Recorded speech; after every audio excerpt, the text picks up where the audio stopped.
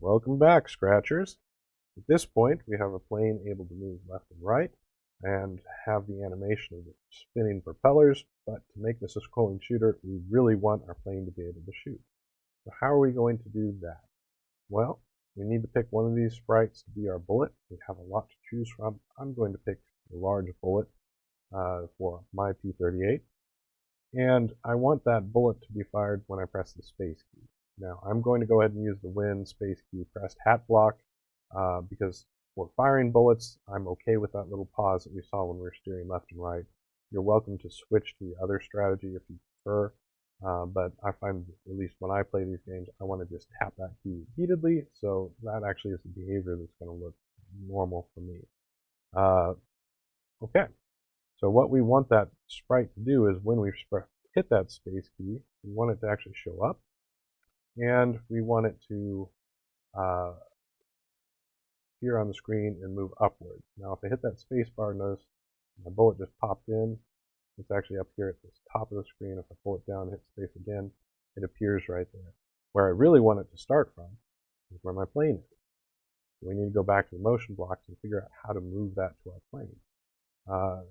And we could try to figure out where the plane actually is, but there is also this go to, and if we open it up and look in it, it actually has the mouse pointer position, the random position, and then the position of all the sprites listed in there. So Scratch already gives us a convenient block to just go to where a particular sprite is. So now if I hit the space bar, it actually appears right on top of my plane. It might be hard to see, but if I move the plane, you can very clearly see that it's sitting right on top of the plane. Now, I don't want it to just sit there. A bullet should be moving forward. So we really want that to move up towards the top of the screen. So again, in the motion blocks, we know that we can use the change Y by a positive value to make it move upwards. And we want to do that repeatedly. So we're going to go to the control and find one of our blocks that will allow it to move forward. I'll start with a forever loop. And you can see there it flies up to the top. Now when I hit the space bar, notice it doesn't come back to my plane and start again. If you look over here, there's a hint to what's going on. This whole stack is lit up in yellow. That means that this stack is still executing, and it's still executing this forever loop. And I can prove that by just dragging this down, letting go. Notice it still flies up, so it's still trying to move upwards.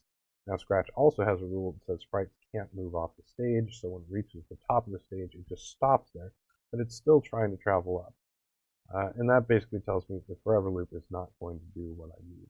What I want to do is repeat until we're actually at the top of the screen. So I need some kind of Boolean block I can drop in here that says when I'm at the top of the screen. What do I have that can tell me that? Well, if we go in the sensing, we have touching, we have this drop down. You can look through that again, and we have all the sprites, so if I'm touching either sprite.